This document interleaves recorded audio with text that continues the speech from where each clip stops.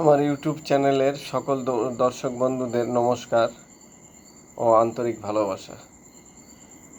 সবাই যদি আপনাদের এই আমার পাতার সুর যদি ভালো লাগে তাহলে ভিডিওটি লাইক এবং সাবস্ক্রাইব করে দেবেন, অবশ্যই কমেন্ট করবেন, আপনাদের অনুরোধ করে বলছি। তবে শুনুন এই পাতার মাধ্যমেই আমি বাজিয়ে শোনাচ্ছি।